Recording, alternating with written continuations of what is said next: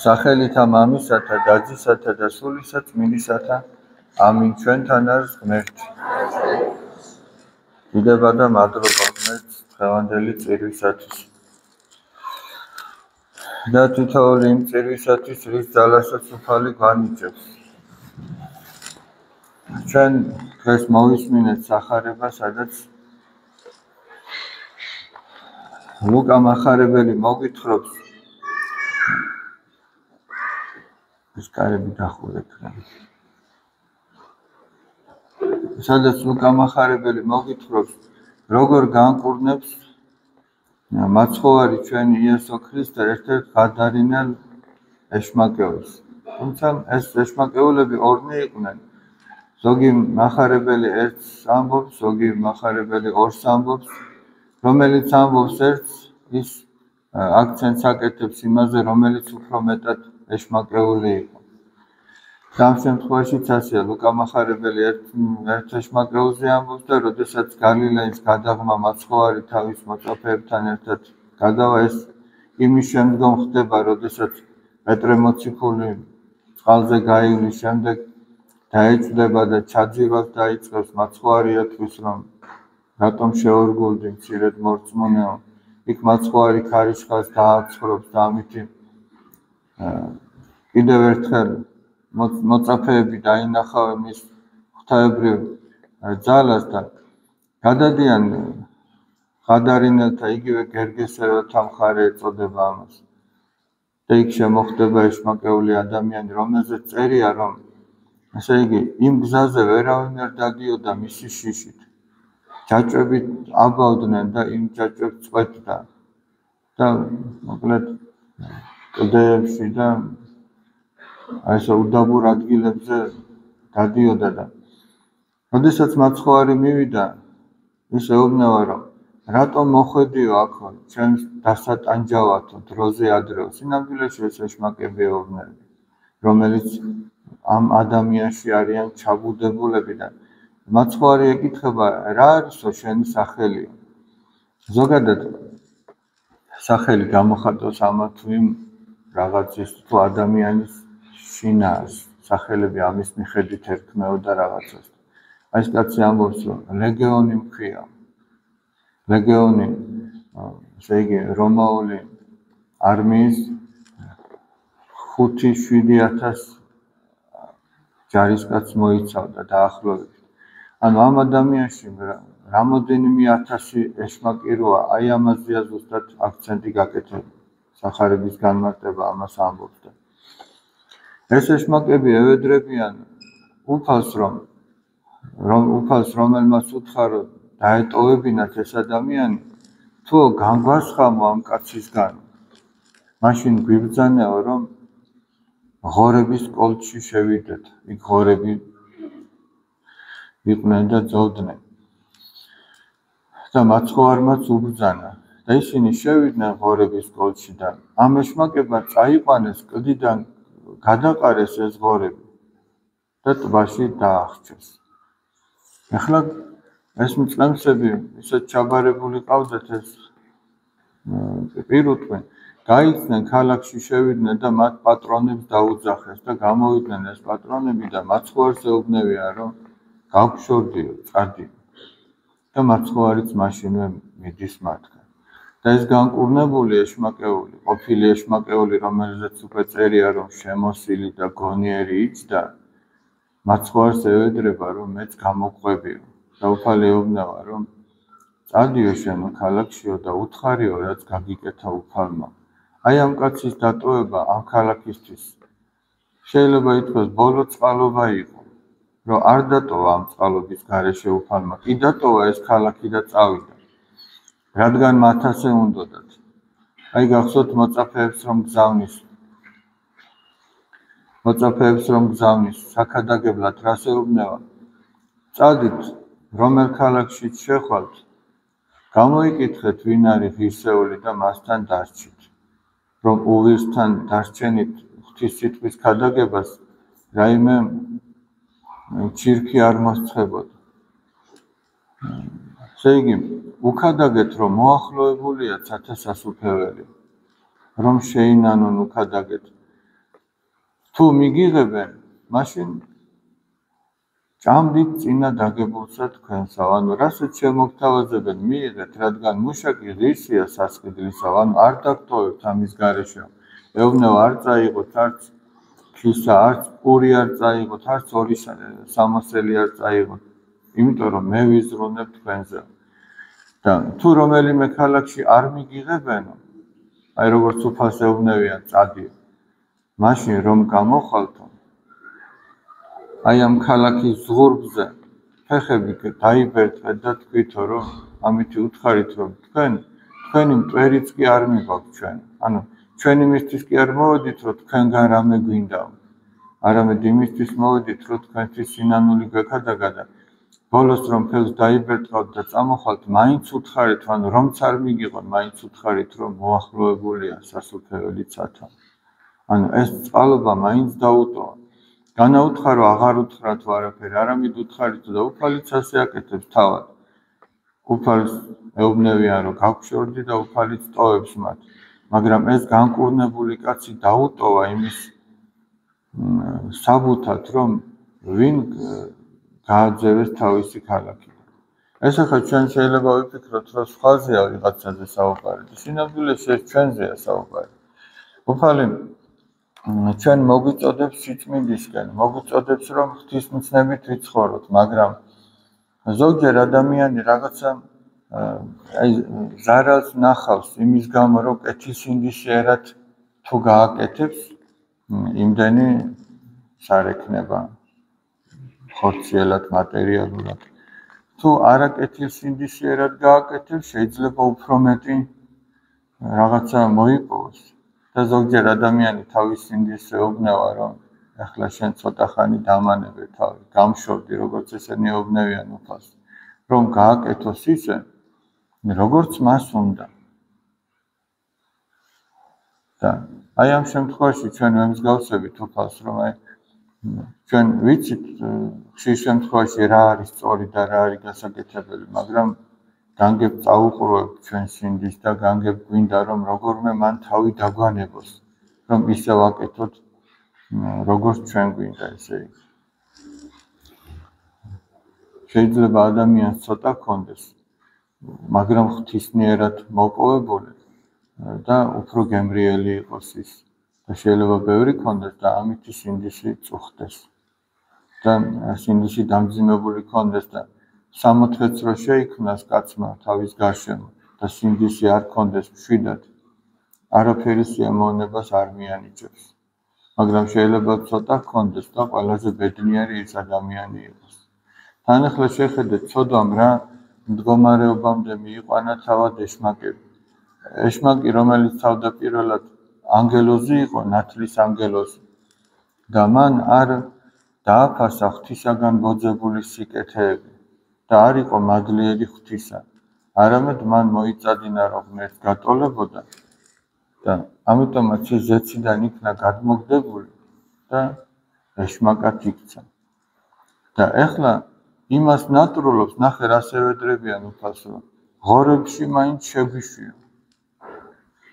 რა აქვს სანატრები და გახსოვთ უძღების შვილის იგავიდან უძღებს შვილს რა ენატრება, ღორების საჭმელი ენატრება. ანუ ადამიანი, რომელიც ღმერთს დაცილდება და რჩება ადამიანში მოთხოვნილება, რომ იყოს გახარებული და ბედნიერი, ცდილობს რაღაცით ამოივსოს ის, რაც დაკარგა ღმერთთან დაშორებით, რაც ჰქონდა ღმერთთან ურთიერთობის ჟამს, დამშვიდებული სინდისი და სულში სიხარული, უნდა რომ ეს რაღაცით ამოივსოს უძღებს შვილს, მაგრამ ვერაფრით ვერ ივსებს და ცდილობს რომ ღორების საჭმელში რა იგულისხმება, ყოველგვარი საეშმაკო სიამოვნება და ღმერთს დაშორებული ადამიანი ცდილობს რომ რაღაცით თავი შეიქციოს, რაღაცით გაერთოს. ყველა სხვადასხვა ხერხს მიმართავს ამ დროს, როგორმე სინდისი დაამშვიდოს და ის დაკარგული სიხარული მოიპოვოს. მაგრამ იმითიც ვერ ნაყრდებოდა უძღების შვილი. და ბოლოს როდესაც გადაწყვეტს, რომ კვლავ მამის სახლში დაბრუნდეს, აი სიხარული მაშინ ჰქონდა მას. და ამ შემთხვევაში, ესე იგი, ადამიანი რომ ღმერთს დაშორდება, ჩვენ ის კი არ უნდა ვეძებოთ, რომ სხვა ალტერნატიული გზა ვიპოვოთ ამ სიხარულის მოსაპოვებლად. ერთადერთი გზა არის სინანული, როგორც უძღებიშვილი დაბრუნდა მამასთან. ეს არის ჩვენი გზა, მაგრამ ეხლა ჩვენ რო შევხედოთ, მოდი ჩვენი ცხოვრებიდანაც ვთქვათ. შეიძლება ადამიანი ეკლესიურად ცხოვროს, მაგრამ ესე იგი, რაც უფრო და არაერთი გვინახია ესეთი, მეც მინახია, თქვენც გინახავთ. დაშორდება ეკლესიურ ცხოვრებას და განსაცდელები იწყება მის ცხოვრებაში. და ტაძარში კვლავ იმისთვის კი არ მოდის, რომ ნანობდა რაღაცას, არამედ იმისთვის, რომ პრობლემები დაიწყო. და ღმერთს ზოგჯერ ამითიც მოყავს ადამიანი, რომ თუნდაც ჯერ ხორციელი პრობლემით მოიყვანოს. იმიტომ რომ სხვანაირად ადამიანი არ მოდის. ადამიანი რომ კვლავ ეცდება, რომ სულიერად მოაწესრიგოს თავისი თავი, მერე ხდება, რომ ის გარშემო რა ხორციელი პრობლემებიც იყო, ისინი ისე რომ ვერც კი წარმოიდგენს, ნელა კალაპოტში დგება. ყველაფერი ისევ კარგად მიდის. რა თქმა უნდა, განსაცდელი ღვთისმოშვის ადამიანსაც აქვს, მაგრამ როგორ ამბობს მოციქული პავლე, რომ ღვთისმოყვარეთა ყოველივე განემარჯვების კეთილად. ის გადაიტანს ამ განსაცდელს ღვთის იმედად.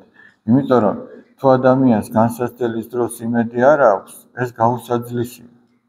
მაგრამ თუ იმედი არსებობს განსაცდელის დროს, ეს შეიძლება რომ გადაიტანოს ადამიანმა ღვთის მადლით. ამიტომაც აი ეს დღევანდელი შეიგი საკითხავი სახარებისა ჩვენ იმას გვასწავლის, რომ რა მდგომარეობამდე შეიძლება მიიყვანოს ცოდვამ ადამიანი. და უფრო კი ამ ცოდვის შეუნანებლობა. იქ სადაც ანგელოზი ეშმაკად იქცა. რა გასაკვირია, რომ ადამიანი იქცეს ასეთად. და ეს ერთბაშად არ ხდება. ეს ძალიან ნელ-ნელა ხდება, ძალიან ესე იგი შეპარვით ხდება. ერთხელ დაიზარებს ადამიანი რაღაცას, ერთხელ გადადებს, ერთხელ სხვა რაღაცას აირჩევს ნაცვლად წირვისა თუ ლოცვისა და მერე ნელ-ნელა ადამიანის სული გაგრძელდება, განალდება და ერთ დროს თუ გულმხურვალე იყო, შეიძლება იმ ხურვალებისგან აღარაფერი აღარ დარჩეს. და იყოს ნელთბილი. და მათ უფალი გვეუბნება ჩვენ, რომ სახარებიდან გვეუბნება, რომ ნელთბილი ყველაზე რთული მოსაქცევია ქრისტიანობაზე, ვიდრე სულ ცივი ადამიანი. დახურეთ ეს კარებიდან. როგორ ეუბნება, აი გამოცხადების წიგნში ასეთი რამ არის. შენო არც ცხელი ხარო და არც ცივიო, ნელთბილი ხარო და ამიტომ ამოგანთხეო ჩემი პირიდან.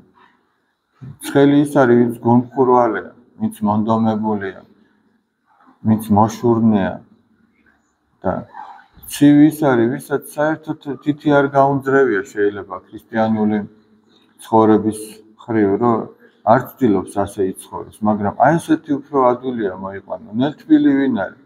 ის, ვინც ერთ დროს გულმხურვალე იყო, მაგრამ არ გაუფრთხილდა აი ამ მადლს, არ გაუფრთხილდა და განელდა ნელ-ნელა. ესეთი ძალიან ძნელი. ამიტომაც აი ჩვენ რაც გვაქვს, როგორ ამბობს წმინდა წერილი, რაც გაქვსო, ის შეინარჩუნებ. ანუ რაღაცა გაქვს, ლოცვითი კანონი გაქვს, თუ მარხვას ინახავ, თუ ღვთისმცნებებით ცხოვრობ, იმას მაინც არ გაუშვა ხელი. და ეცადე, რომ წინ წახვიდე, წარემატე. რასაც აკეთებ, იმას არ უნდა მოაკრო. და უნდა ეცადე, რომ მოუმატო. იმიტომ რომ რომც არ მოაკრო და ერთ ადგილზე დარჩა, ეგ უკან სვლა არის. როგორ ამბობს, ქრისტიანობა არისო დინების საწინააღმდეგო ცურვა. აი მდინარეში რო ჩადგენ, თუ არაფერს გააკეთებ, წაგიღებს. უნდა მდინარის საწინააღმდეგო დიაროთ. ეგ იმას ნიშნავს, რომ ადამიანმა თავისი ბუნების საწინააღმდეგო, დაცემული ბუნების საწინააღმდეგოდ უნდა იაროს. ჩვენი ბუნება ჩვენ 1000 ცოდვისაკენ მიგვაქანებს. 1000 უწმინდური სიამოვნებისაკენ. მაგრამ ადამიანი ამ ყველაფერს უნდა დაუპირისპირდეს. იმიტომ ამბობს უფალი რომ უარყავ თავი თვისი. უარყავ თავი თვისი ნიშნავს რომ უნდა უარყო ის შენი დაცემული ბუნება და მის საწინააღმდეგოდ აკეთო. უნდა აიღო შენი ჯვარი და უნდა ქრისტეს გაყვე. ეს არის მაცხონებელი და გადამრჩენელი. დღეს ჩვენთან იმყოფებიან ცოტა მოუსვენრად რო არიან ზოგ შემთხვევაში. პატარები არიან, რა ქნა, ვერ ისვენებენ. პატარები კი არა დიდებს უჭირთ ამ მგზავრობის შემდეგ. ერთ-ერთი ფოლკლორული ანსამბლი ივერიანელები, არა? ქალბატონი ლელა არის მათი ხელმძღვანელი და შეიგი ის თავის მოსწავლეებს შვილებს უწოდებს და ასეც არის.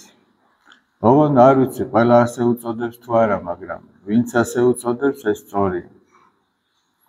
და სწორი იმიტომაც არის, რომ ჩვენ შეიძლება სხვადასხვა დარგი ხელოვნებისა ვასწავლოთ ჩვენ შვილებს, მაგრამ მთავარი უნდა ვასწავლოთ. და ეს არის მნიშვნელოვანი, რომ ისინი წირვაზე არიან. ისინი თავის დაძრებში ეზიარებიან, მაგრამ აქაც ერთად არიან და ერთად ეზიარებიან. ივერიანელებს რაც შეეხება, ივერია საქართველოა. ესენი ესე იგი თან ნამდვილი ქართველები უნდა იყოს და ნამდვილი ქართველი კიდე წმენის გარეშე ვერ იქნება. ქართველი ის არის, ვისაც ღმერთი უყვარს. ქართველი ის არის, ვისაც თავისი სამშობლო უყვარს. ქართველი ის არის, ვისაც ადამიანი უყვარს, არა პატრიარქმა როგორ გითხრა.